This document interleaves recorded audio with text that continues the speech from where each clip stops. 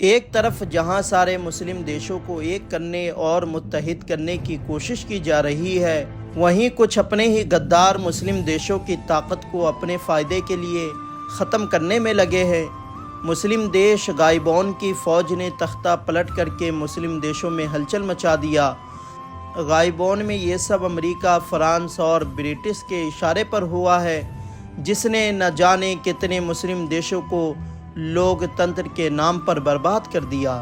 غائبون کی فوج نے فلمی انداز میں نیشنل ٹی وی پر آ کر تختہ پلٹ کرنے کا اعلان کر دیا اور کہا کہ آج سے ہر ایک چیز کا کمان ہمارے ہاتھ میں ہوگا۔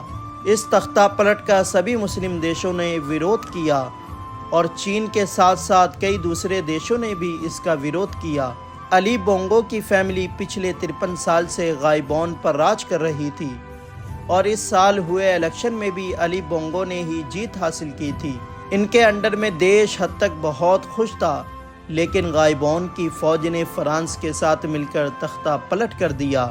یاد رہے کہ غائبون افریقہ کا وہ دیش ہے جس میں سب سے زیادہ تیل پایا جاتا ہے اور اسی وجہ سے دنیا کی نظر اکثر اس دیش پر رہتی ہے اور اپنے کنٹرول میں غائبون کو رکھنا چاہتی ہے، اور یہ تختہ پلٹ بھی اسی تیل کی کھانوں پر قبضہ کرنے کے لیے کیا گیا ہے، اور اس تختہ پلٹ میں سب سے بڑا ہاتھ فرانس کا ہے۔ غائبون کی بہت بڑی آبادی فرینچ بولتی ہے، جس کا فائدہ اکثر فرانس کو ملتا رہا ہے۔ اس تختہ پلٹ کے بعد فرانس نے کہا کہ غائبون میں برسوں سے تانا شاہی چل رہی تھی اور یہ لوک تنتر کو مضبوط کرنے اور تانا شاہی کو ختم کرنے کی طرف پہلا قدم ہے۔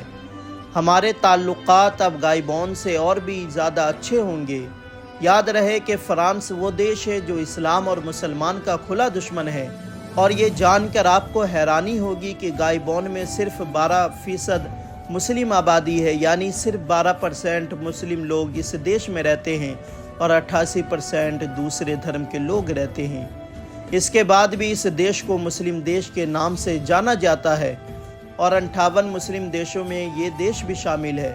اب آگے کیا ہوگا اللہ ہی بہتر جانے، مگر اب یہی وقت ہے کہ تمام مسلم دیش متحد ہو جائیں اور عدل و انصاف سے کام لے اور اسلامی شریعت کے مطابق دیش کو چلائے، تبھی ہم اپنی پہچان بچا سکیں گے۔ اگر دنیا کے چکر میں رہ گئے تو جس طرح سلطنت عثمانیہ، سلطنت عباسیہ، سلطنت امیہ ختم ہو گئی، اسی طرح 58 مسلم دیش بھی ختم ہو جائیں گے۔ اللہ سب میں اتحاد عطا کرے اور مسلمانوں کی حفاظت فرمائے۔